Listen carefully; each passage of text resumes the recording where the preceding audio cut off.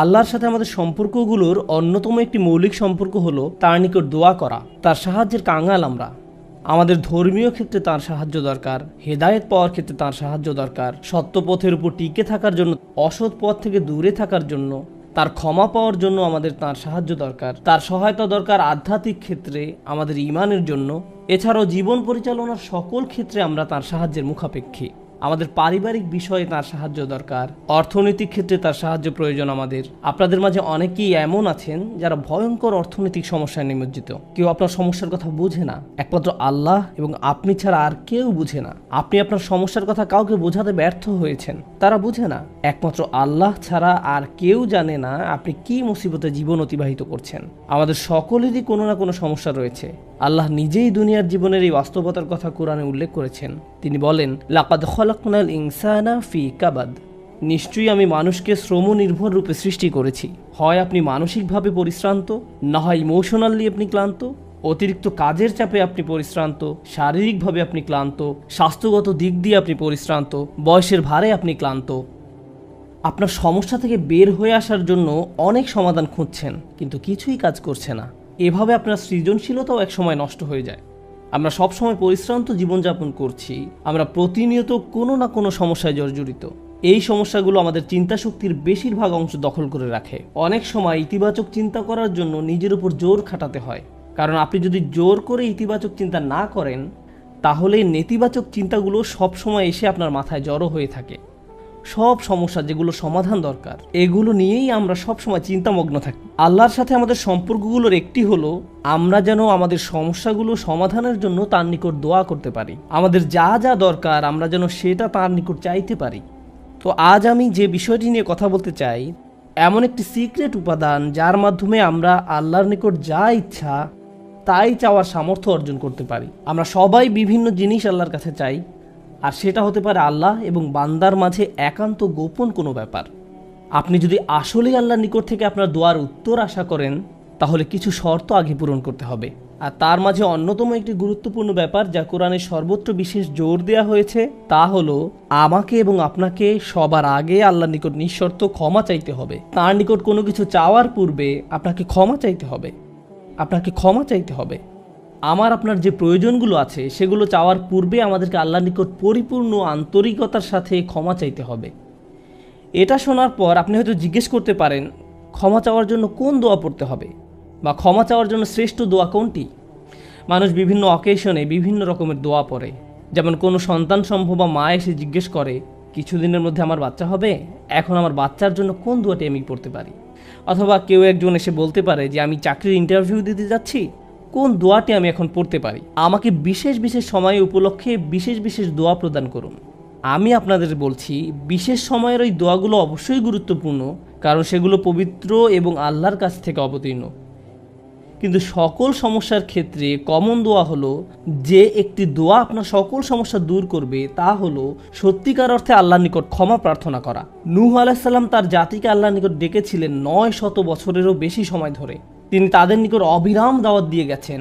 তার নবুয়তি জিন্দেগির শেষ দিকে এসে তিনি পেছনে ফিরে দেখেন এবং তিনি তাদের নিকট যে বার্তাটি দিতে চেয়েছিলেন তার একটা সারাংশ দাঁড় করিয়েছেন। তিনি তাদের উদ্দেশ্যে শুধু একবার বা দুইবার কথা বলেননি। লাইলান ওয়া নাহারা দাউতু কওমি লাইলান ওয়া নাহারা, তিনি বলেন, হে আমার পালনকর্তা, আমি আমার সম্প্রদায়কে দিবারাত্রি দাওয়াত দিয়েছি। তিনি রাতেও কোনো বিরতি নেননি। কোরআনের একটি সূরা তার নামে নামকরণ করা হয়েছে, সূরাত নূহ। সেখানে এই গোটা সময় ধরে যে তার সম্প্রদায়কে তিনি দাওয়াত দিয়ে গেছেন তার একটা সারমর্ম তুলে ধরা হয়েছে। আমি তোমাদের কাছ থেকে কি আশা করেছিলাম? কুল্লামা দাউতু লিতাগফিরা লাহুম। আর এই গোটা সময় ধরে আমি তাদেরকে এই ধর্মের দিকে আহ্বান করেছি যেন আপনি তাদেরকে ক্ষমা করেন ইয়া রব। আমি ঠিক এই কথাগুলো তাদের বারবার বলেছি।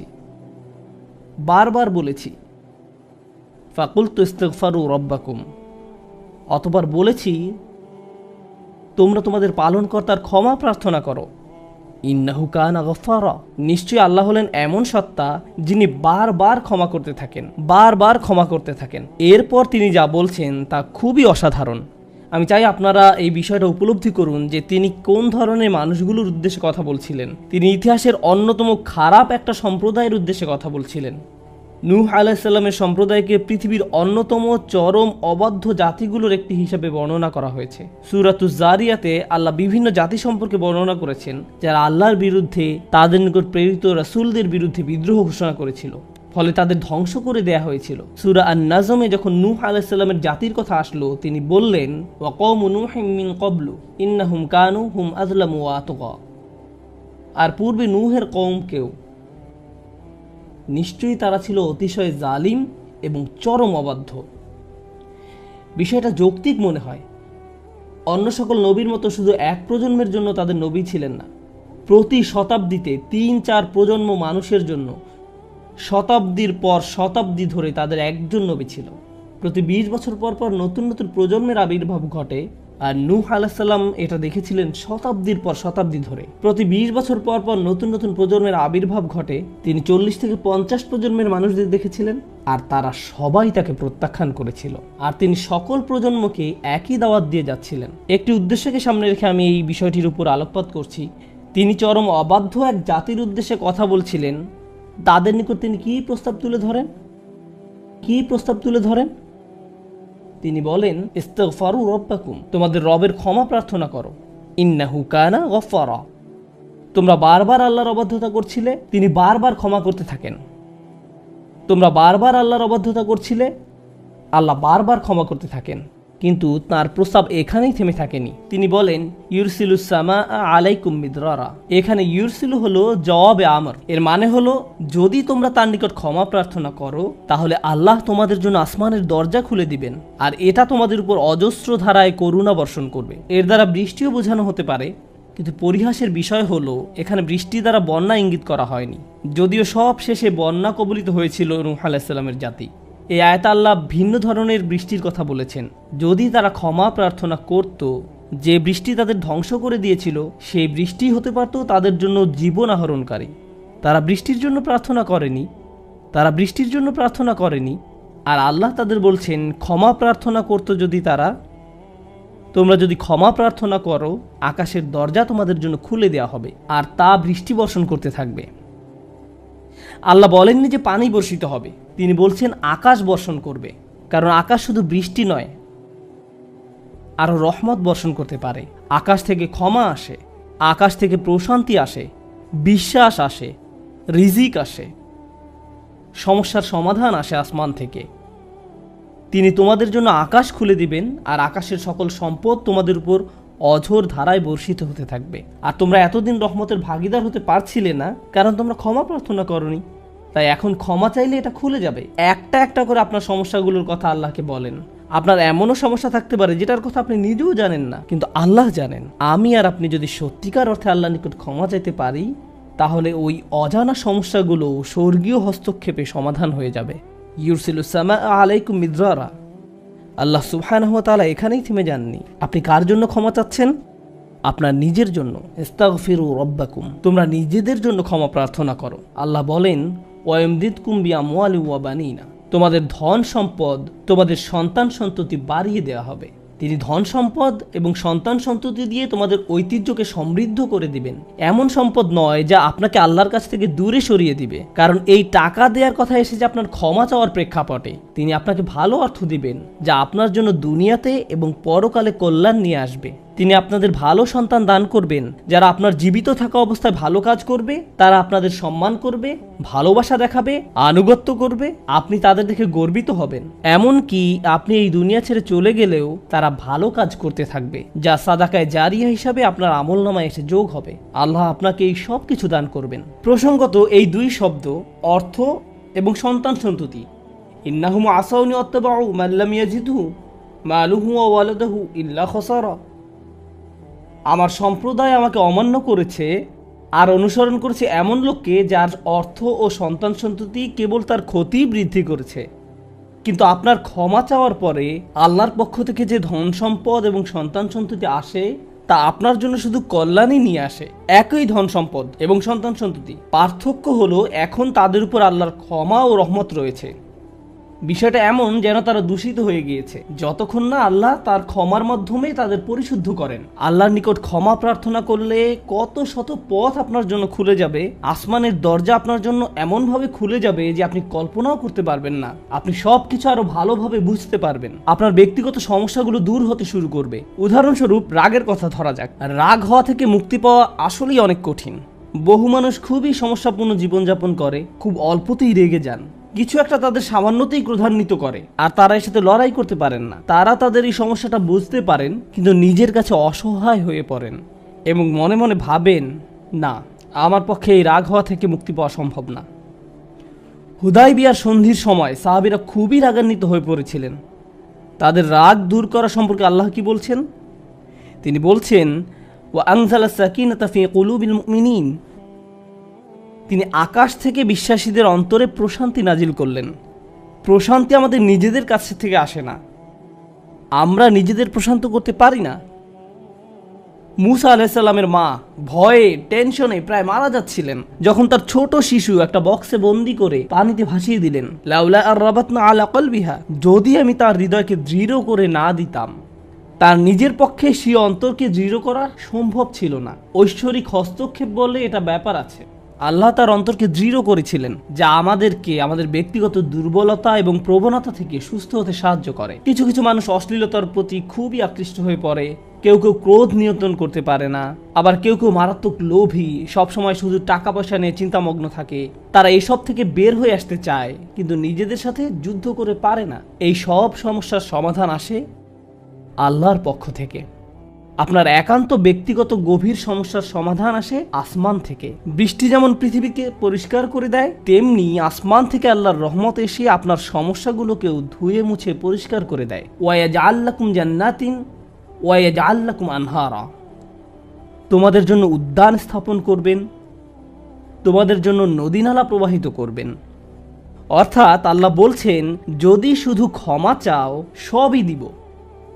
আমি আপনি মনে করি যে যদি আমরা আল্লাহর কাছে ক্ষমা চাই তাহলে শুধু ক্ষমা পাবো, কিন্তু আল্লাহ বলছেন, যদি ক্ষমা চাও তাহলে এমন কিছু নেই যা আমি তোমাদের দিব না। বিষয়টা এমন যে আপনি ইচ্ছা করলে এক এক করে বিভিন্ন জিনিস চাইতে পারেন, অথবা শুধু ক্ষমা চান তাহলে সবই পাবেন। কি আর বাকি থাকে? অর্থ, সন্তান সন্ততি, আপনার সকল সমস্যার সমাধানে আকাশ খুলে যাবে, বাগান, নদী, সব কিছু আপনার জন্য প্রস্তুত। মানুষ সাধারণত মনে করে যে যদি তারা আল্লাহর ক্ষমা চায় তাহলে এটা শুধু তাদেরকে পরকালে সাহায্য করবে, কিন্তু এই আয়াতগুলো আমাদের বলছে না।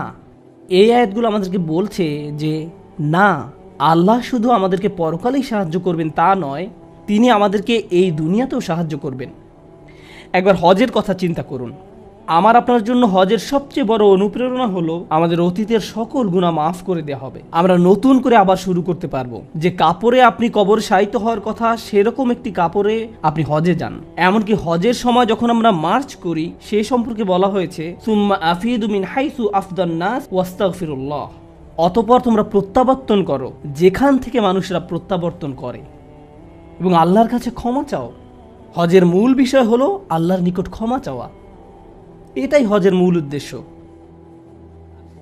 আর সেই হজের সময় আমরা কি দোয়া করি? রব্বানা আতিনা ফিদ দুনিয়া হাসানা অফিল আখিরাতি হাসানা অফিল আখিরাতি হাসানা। প্রতিটি তাওয়াফে একই দোয়া পাঠ করা হয়, যা কোরআনে মাজিদে এসেছে। রব্বানা আতিনা ফিদ দুনিয়া অফিল আখিরা, রব্বানা আতিনা ফিদ দুনিয়া হাসানা অফিল আখিরাতি হাসানা। আমাদেরকে এই দুনিয়ার কল্যাণ এবং পরকালের কল্যাণও দান করুন। অন্য কথায়, এই দুনিয়ায় আমাদেরকে এমন কল্যাণ দান করুন যা পরকালের কল্যাণকে নিশ্চিত করবে। এরকম কিছুর অস্তিত্ব রয়েছে, আর এই সব কিছু আমরা তখনই পাব যখন আপনি আন্তরিকতার সাথে আল্লাহর নিকট ক্ষমা চাইব। খুতবার এই অংশটার উদ্দেশ্য ছিল আপনাদের নিকট ক্ষমা চাওয়ার কিছু উপকারিতা তুলে ধরা, ক্ষমা চাওয়ার লক্ষ্য বর্ণনা করা। কিন্তু আমরা এখনো বলিনি যে কিভাবে ক্ষমা চাইব। কেউ কেউ কৃত্রিম উপায়ে ক্ষমা চায়, আস্তাগফিরুল্লাহ আস্তাগফিরুল্লাহ আস্তাগফিরুল্লাহ। কারো কারো জন্য এটা এত নকল যে একবার আলী রাদিয়াল্লাহু তাআলা আনহু একজনকে এরূপ করতে দেখে বললেন, তোমার ইস্তেগফারেরও ইস্তেগফার প্রয়োজন, এর মাধ্যমে শুধু জিহ্বার ব্যায়ামই হয়। আর কিছু না। আমি এখন আপনাদের এমন একটি বিষয়ের কথা বলবো যা আমাদেরকে আল্লাহর নিকট ক্ষমা চাওয়া থেকে বিরত রাখে। বিষয়টা একজনের কাছে কতটুকু প্রত্যাশা করা হয় তার সাথে সম্পর্কযুক্ত। কিছু কিছু মানুষ মনে মনে এই সিদ্ধান্তে উপনীত হয়ে যায় যে আমি সারা জীবন ধরে অসংখ্য পাপে নিমজ্জিত ছিলাম, আল্লাহ মনে হয় আমাকে খুব একটা পছন্দ করেন না। কোনো কোনো মানুষ এমনকি এতদূর পর্যন্ত চলে যায় যে বলে ওঠে আল্লাহ আমাকে পছন্দ করেন না, আল্লাহ আমার উপর খুবই রাগান্বিত। আমি জানতাম আল্লাহ এই কাজগুলো আমাকে করতে নিষেধ করেছেন, কিন্তু তারপরেও আমি করেছি। শুধু একবার নয়, বহুবার এই খারাপ কাজগুলো করেছি। সুতরাং আল্লাহর ভালো মানুষের তালিকায় আমি নেই, আমার নামাজের কোনো দাম নেই। মানুষ যখন নিজের সম্পর্কে এইরকম ধারণা পোষণ করে তখন সে কি করে জানেন? আমি তো খুবই খারাপ মানুষ। আপনি কি আমার জন্য একটু দোয়া করতে পারবেন? কারণ আমি ইতোমধ্যে দোয়া করার যোগ্যতা হারিয়ে ফেলেছি। এখন আপনাকে আমার জন্য দোয়া করতে হবে, কারণ আমি আশা করছি আল্লাহ অন্তত আপনার দোয়া কবুল করবেন। এতে হয়তো আমার একটা সুযোগ তৈরি হতে পারে, কারণ আমার কথা তিনি শুনবেন না। আপনাদেরকে আবার একটু পিছনে নিয়ে যাই। নূহ আলাইসাল্লাম কাদের কাছে আল্লাহর নিকট ক্ষমা চাওয়ার এই প্রস্তাব তুলে ধরেছিলেন? নূহ আলাইসাল্লাম কি এমন মানুষদের নিকট এই প্রস্তাব তুলে ধরেছিলেন যারা সারা রাত মসজিদে কাটাতো, যারা প্রতি বছর হজ পালন করতে যেত, রোজা রাখত এবং অন্যান্য সৎ কাজ করত? না, নূহ আলাইসাল্লাম ক্ষমা পাওয়ার এই প্রস্তাব তুলে ধরেন ইতিহাসের অন্যতম একটি বিদ্রোহী সম্প্রদায়ের প্রতি, যারা প্রজন্মের পর প্রজন্ম ধরে বিদ্রোহী ছিল। তিনি তাদের বলেন, তোমরা যদি শুধু ক্ষমা চাও, আল্লাহ শুধু তোমাদের ক্ষমা করবেন তাই নয়, বরং তিনি তোমাদের জন্য আকাশের ধনভাণ্ডার খুলে দেবেন। নিজের সম্পর্কে এমন বলবেন না যে আমি অনেক দূরে হারিয়ে গেছি, যদি কিছু হয় তা হবে আমার মায়ের দোয়াতে বা অন্য কারো দোয়াতে। আপনার মনের এমন অবস্থার সুযোগ গ্রহণ করে শয়তান। মানুষের মনের হতাশাজনক পরিস্থিতির সুযোগ গ্রহণ করে শয়তান, আর এর মাধ্যমে তাকে শিরকে নিমজ্জিত করে। এই হতাশা শিরকের একটি দরজা। কেন জানেন? তখন মিথ্যা ধর্ম আসে এবং আপনাকে বলে আপনি তো অনেক বড় পাপী, আপনার পক্ষে ক্ষমা পাওয়া সম্ভব নয়। যিশুকে বলুন আপনাকে ক্ষমা করে দিতে। আপনি যিশুর সাথে ভালো সম্পর্ক করুন, তিনি আল্লাহর সাথে আপনার সম্পর্ক ভালো করে দিবেন। আল্লাহ এবং আপনার মাঝখানে যিশু এসে দাঁড়াবে, অথবা তারা অন্য কাউকে মাঝখানে দাঁড় করাবে, বলবে অমুক পীর, তার কবরের কাছে গিয়ে কিছু চকলেট রাখো, তাহলে তিনি আল্লাহকে বলবেন আপনার সমস্যার সমাধান করে দিতে। আপনি এখন আল্লাহর সাথে কথা বলতে পারবেন না, কিন্তু ওই পীর তিনি আল্লাহর প্রিয় বান্দা, তাই আপনি তার মাধ্যমে আল্লাহর কাছে আপনার দরখাস্ত পেশ করুন। এভাবে শিরকের দরজা খুলে যায়। অন্য কথায় আল্লাহর সাথে আমাদের সরাসরি যোগাযোগের মূল বিষয়টি, তাওহীদের মানেই হলো সরাসরি যোগাযোগ। লা ইলাহা ইল্লাল্লাহ একই কথা বলে, আর এই সব কিছুর মূল কথা হলো আপনার যা প্রয়োজন তা সরাসরি আল্লাহর নিকট প্রার্থনা করুন। যে বিষয়টি আমাদের সকল প্রয়োজন পূরণ করবে তা হলো আল্লাহর নিকট ক্ষমা প্রার্থনা করা। এখন এই ক্ষমা চাওয়াটা দুইভাবে হয়ে থাকে, জিহ্বার মাধ্যমে ক্ষমা চাওয়া এবং অন্তরের মাধ্যমে ক্ষমা চাওয়া। মানুষ সাধারণত নিজের পক্ষে যুক্তি দিয়ে থাকে। আমি যদি কোনো কারণে আপনার সমালোচনা করি, যেমন ধরুন কাউকে বললাম এই যে আমি আপনাকে অমুক অমুক কথা বলতে শুনেছি, সে তাৎক্ষণিক হয়তো বলে উঠবে এক্সকিউজ মি, আমি এমনটা বোঝাতে চাইনি, আপনি তো পুরো ঘটনাটা জানেনই না। আপনি সাথে সাথে নিজের পক্ষে যুক্তি দিতে শুরু করেন, আত্মরক্ষামূলক হয়ে ওঠেন। বালিল ইনসানু আলা নাফসিহি বাসীরা ওয়ালাউ আলকা মাআযিরা। মানুষ নিজের সম্পর্কে সুধারণা পোষণ করে, তারা প্রচুর অজুহাত দেখায়। আপনি যদি আসলেই আল্লাহর ক্ষমা চান, আপনাকে নিরিবিলি একটা সময় খুঁজে পেতে হবে। যদি আরবিতে দোয়া করতে না পারেন কোনো সমস্যা নেই, আপনি শুধু পাঞ্জাবি, বাংলা, বাহাসা বা উর্দু জানেন, কোনো ব্যাপার না। আপনি আপনার নিজস্ব ভাষাতেই আল্লাহর সাথে কথা বলুন, আন্তরিকতার সাথে আপনার অপরাধগুলো স্বীকার করুন, কোনো অজুহাত দেখাবেন না। এরকমটা করতে পারা আসলেই কঠিন, কারণ আয়নার সামনে দাঁড়িয়েও আমরা নিজের সাথে মিথ্যে কথা বলি, নিজেকে এভাবে প্রবোধ দেই আমি আসলে অত খারাপ না, আমি যা যা করেছি তার কারণ আছে। যখন আপনি আল্লাহর সামনে দাঁড়াবেন, নিজের কাজের বৈধতা দেওয়ার কথা ভুলে যান। আল্লাহ জানেন আপনি কি অবস্থার মধ্যে দিয়ে যাচ্ছেন, তিনি জানেন এটা কঠিন সময় ছিল, তিনি জানেন অমুক অমুক বিষয় আপনাকে সম্পূর্ণ গ্রাস করে ফেলেছিল। ইয়া রব, আমি অনেক চাপের মধ্যে ছিলাম তাই মদ খেয়েছি। তিনি আপনার সবগুলো অজুহাত সম্পর্কে আপনার চেয়ে ভালোভাবে জানেন। আপনাকে অকপটে তার নিকট আসতে হবে, ফিল্টার ছাড়া, কোনো দ্বিধাদ্বন্দ্ব ছাড়া, নির্দ্বিধায়, কোনো রকমের বিব্রত বোধ করা ছাড়া। অনেক সময় আমরা নিজেদের পাপ স্বীকার করতে বিব্রত বোধ করি, একরাশ লজ্জা এসে আমাদের জড়িয়ে ধরে। কিন্তু যতক্ষণ না আপনি আল্লাহর নিকট অকপটে সকল পাপ স্বীকার করে নিচ্ছেন, আর এভাবে যখন নিজের উপর যে অন্যায়গুলো এতদিন ধরে করে এসছেন তা আপনি মুখ দিয়ে উচ্চারণ করতে শুরু করবেন, আমার বিশ্বাস করতে কষ্ট হয় যে সে সময় আপনার চোখ দিয়ে কোনো অশ্রু নির্গত হবে না। একজন মানুষের পক্ষে এটা অসম্ভব যে সে আল্লাহর সামনে এভাবে নিজেকে খোলাখুলি উপস্থাপন করবে আর তার চোখ দিয়ে কোনো অশ্রু বের হবে না, কারণ এটা দুর্বলতা প্রকাশের সময়। দুনিয়ার সামনে আমরা সাধারণত নিজেকে শক্তিশালী, আত্মবিশ্বাসী এবং দিব্যি সুস্থ হিসেবে উপস্থাপন করি। সবাই আমাদের দেখে মনে করে সবকিছু ঠিক আছে, কিন্তু ভেতরে ভেতরে যে আমি বহু সমস্যায় জর্জরিত তা একমাত্র আল্লাহ জানেন। আপনাকে সকল জড়তা কেটে তার নিকট সম্পূর্ণ খোলাখুলিভাবে নিজেকে উপস্থাপন করতে হবে, আর কেবল তখনই আপনি আল্লাহর নিকট ক্ষমা চাওয়ার অবস্থানে যেতে পারবেন। তারপর সিজদায় গিয়ে কাঁদতে থাকুন।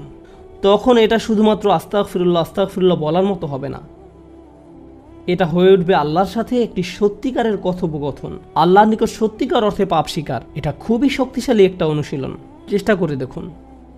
আপনাকে একটা নিরিবিলি সময় খুঁজে পেতে হবে। নিশ্চিত করুন যে কেউ আপনার কথা শুনছে না। আপনার স্ত্রী বিছানায় শুয়ে আছে, এমত অবস্থায় মাঝরাতে ঘুম থেকে উঠে এভাবে দোয়া করতে পারবেন না, ইয়া আল্লাহ আমাকে ক্ষমা করে দিন, কারণ আপনার স্ত্রী তো আপনার দোয়া শুনতে পাচ্ছে। এভাবে করাটা নিষিদ্ধ নয়, কিন্তু একা একা দোয়া করা আপনার জন্য ভালো হবে। মোট কথা, নির্জন কোনো জায়গা খুঁজে বের করুন যেখানে আপনি একান্তে আল্লাহর সাথে কথা বলতে পারবেন।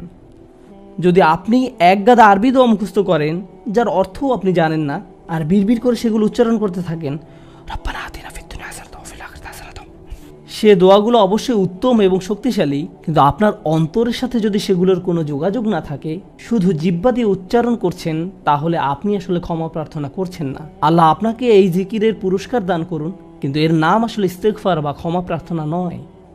ইস্তেগফার অন্য কিছু।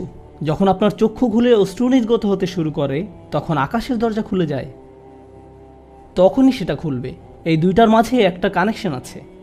সর্বশেষ যে বিষয়টি আমি আপনাদের সাথে শেয়ার করতে চাই তা হলো আল্লাহর উপর আশা ধরে রাখা। অনেকের জন্য এই বিষয়টা মেনে নেওয়া বেশ কঠিন যে আল্লাহ তার কথা শুনবেন, আমার দোয়া তার নিকট গুরুত্বহীন, আমি দোয়া করার কোনো অর্থ দেখি না। আপনাদের একটা কথা বলে রাখি, আল্লাহর নিকট থেকে আপনি সর্বশ্রেষ্ঠ যে উপহারটি পাবেন তা কি জানেন?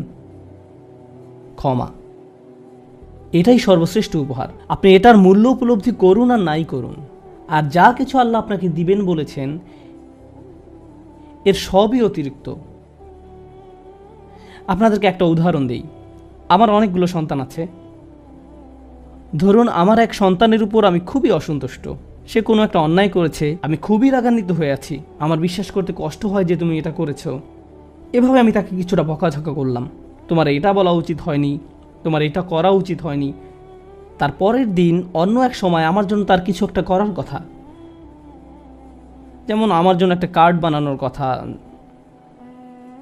যাতে লেখা থাকবে বাবা আমি তোমাকে ভালোবাসি।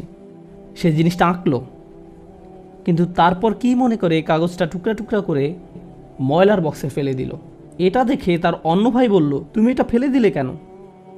জবাবে সে বলল, বাবা আমার উপর খুবই রাগান্বিত, তিনি এটার প্রতি কোনো গুরুত্ব দিবেন বলে মনে হয় না। আমি যদি জানতাম যে সে বিষয়টাকে এভাবে দেখছে, তাহলে আমি কি করতাম? আমি কি এভাবে বলতাম যে হ্যাঁ ফেলে দাও? না, বরং আমি আবেগে কেঁদে ফেলতাম, কিভাবে তুমি ভাবতে পারলে যে আমি তোমাকে আর ভালোবাসি না? হ্যাঁ তুমি অন্যায় করেছো, তুমি ভুল করেছো, কিন্তু তুমি এখনো আমার সন্তান। তুমি 1000 বার ভুল করলেও আমি তোমাকে ভালোবাসবো। আমাকে ওই কার্ডটি দাও, আমি সেটা ফ্রেমে বাঁধিয়ে রাখবো, ময়লার বাক্স থেকে নিয়ে গ্লাসে আটকিয়ে রাখবো, সারা জীবন ধরে যত্ন করে রাখবো। কেন? কারণ আমি আমার সন্তানদের ভালোবাসি, তারা যতই ভুল করুক না কেন, এমনকি যদি তাদের আচরণ আমাকে রাগান্বিতও করে। এটা শুধু আমি এবং আমার সন্তানদের সম্পর্ক, কিন্তু আমি আমার আর সন্তানদের নিয়ে কথা বলছি না। এই উদাহরণের মাধ্যমে আমি কথা বলছি আমার এবং আল্লাহর সম্পর্ক নিয়ে। আমি ভুল করি, আল্লাহ এমনকি আমাকে বকাঝকাও করেন না। আমি ভুল করার কারণে তিনি আমার উপর বজ্রপাত করেননি, তিনি আমাকে জাহান্নামে নিক্ষেপ করেননি, তিনি আমার হার্টবিট বন্ধ করে দেননি। যখনই আমি মিথ্যে বলি আমি বোবা হয়ে যাই না। প্রতিবার হারাম কিছু খেয়ে ফেলার কারণে আমার হাত অবশ হয়ে যায় না, হারাম কিছুর দিকে তাকানোর কারণে আমি অন্ধ হয়ে যাইনি। তিনি এখনো দিয়েই যাচ্ছেন, আর আমি কিনা চিন্তা করতে শুরু করলাম যে আল্লাহ আমাকে আর ভালোবাসেন না। আল্লাহর সাথে আমার সম্পর্ক এক সময় ভালো ছিল, কিন্তু এখন যেহেতু আমি খারাপ হয়ে গিয়েছি তাই ভালোবাসাও এখন হারিয়ে গেছে। তাহলে দোয়া করার কি অর্থ আছে? মনে রাখুন, আল্লাহর মতো কেউ আপনাকে ভালোবাসে না। আমি আমার সন্তান বা পিতামাতার প্রতি যে ভালোবাসা প্রদর্শন করি তা আল্লাহ তাআলা আমার ভেতরে দিয়েছেন। আমরা এমনি এমনি কাউকে ভালোবাসতে সক্ষম নই। ভালোবাসা আল্লাহর পক্ষ থেকে একটি উপহার। যদি আল্লাহর দুইটি সৃষ্টির মাঝে ভালোবাসা এত দৃঢ় হয়, আমাদের পক্ষে কল্পনাও করা সম্ভব নয় যে আমাদের জন্য আল্লাহর ভালোবাসা কত প্রগাঢ়, যে আমাদের জন্য আল্লাহর ভালোবাসা কত গভীর। কেউ এর বিপরীত বললে তার কথায় কান দিবেন না। একমাত্র যে মনে করে আল্লাহ তাকে ঘৃণা করে, তার কোনো আর আশা নেই, সে হলো শয়তান। সে এটা বিশ্বাস করে। তার ক্ষমা চাওয়ার কোনো কারণ নেই, কারণ তার সকল আশা হারিয়ে গেছে আর সে নিজের সম্পর্কে এটা মেনে নিয়েছে। এখন আপনি যদি নিজের সম্পর্কে এরকম মনে করেন, তাহলে কার পথ আপনি অনুসরণ করছেন? একবার চিন্তা করে দেখুন, যদি আদম আলাইহিস সালাম জান্নাতে থাকা অবস্থায়, আর জান্নাতের চেয়ে উত্তম কোনো জায়গা তো আর আপনার পক্ষে থাকা সম্ভব নয়। তারপর তিনি একটি ভুল করলেন আর আল্লাহ আযজা ওয়া জাল্লা তাকে দুনিয়াতে পাঠিয়ে দিলেন। এখন আদম আলাইহিস সালাম যদি এরকম চিন্তা করতেন, আমার এত বড় একটা ডিমোশন হয়ে গেল, আমি কিভাবে আল্লাহর সাথে আবার কথা বলবো? আমি তাকে এত হতাশ করার পর কিভাবে কথা বলবো? কিন্তু আল্লাহ তাকে শিখিয়ে দিলেন কি করতে হবে, কিভাবে তার অন্তর আবার ঠিক করতে হবে। রব্বানা যালামনা আনফুসানা ওয়া ইল্লাম তাগফির লানা ওয়া তারহামনা লানাকুনান্না মিনাল খাসিরিন। জান্নাতের তুলনায় দুনিয়া তো কিছুই না। তিনি জান্নাত থেকে দুনিয়ায় এলেন, এত দূর নেমে আসা সত্ত্বেও এখনও তিনি আল্লাহর নিকটেই আছেন। এই শব্দগুলোই আল্লাহর সাথে তার সম্পর্ক আবার জুড়ে দিল। দোয়ার উপর আস্থা হারাবেন না। এত দূর নেমে আসা সত্ত্বেও এখনও তিনি আল্লাহর নিকটেই আছেন। আন্তরিকভাবে আল্লাহর কাছে কিভাবে দোয়া করবেন, তার প্রস্তুতি এখনই শুরু করুন। মনে রাখুন, আল্লাহ আপনাদের সবার দোয়া শুনবেন। উজিবু দাওয়াতাদ দাঈ ইযা দান, এই ঘোষণাটি রমজান মাসের। আমি আহ্বানকারীটাকে সাড়া দেই যখন সে আমাকে ডাকে। এটা আল্লাহর অঙ্গীকার। আর আমি আপনি এক নম্বর যে দোয়াটি করব, তা হলো ক্ষমা চাওয়ার দোয়া। আল্লাহ আমাদেরকে এমন মানুষে পরিণত করুন যারা সত্যিকার অর্থে ক্ষমা চায়। আল্লাহ আমাদের অন্তরে তার নিকট ক্ষমা প্রার্থনা করার তীব্র ব্যাকুলতা তৈরি করে দিন। আল্লাহ আমাদের অন্তরকে এমন নরম করে দিন যেন আমাদের চোখ দিয়ে অশ্রু নেমে আসে। আমরা যারা তার নিকট ক্ষমা প্রার্থনা করি, আমাদের সবার জন্য আল্লাহ আযজা ওয়া জাল্লা তার রিজিকের দরজা খুলে দিন। সর্বশেষ একটা বিষয় মনে করিয়ে দিতে চাই যে আল্লাহ আযজা ওয়া জাল্লা অনেক পথভ্রষ্ট জাতিকে ধ্বংস করা থেকে বিরত থাকেন। কেন জানেন? কারণ সেখানে এমন মানুষ রয়েছে যারা আল্লাহর নিকট ক্ষমা চায়। শুধু তাদের মাঝে এমন কিছু মানুষ রয়েছে যারা এখনও আল্লাহর নিকট ক্ষমা প্রার্থনা করে। তাদের কারণেই আল্লাহ গোটা জাতিকে আর ধ্বংস করেন না। ইস্তেগফার করা মানুষে পরিণত হন। আল্লাহ আমাদের সবাইকে রক্ষা করুন। বারাকাল্লাহু লি ওয়া লাকুম। আসসালামু আলাইকুম ওয়া রাহমাতুল্লাহি ওয়া বারাকাতুহু।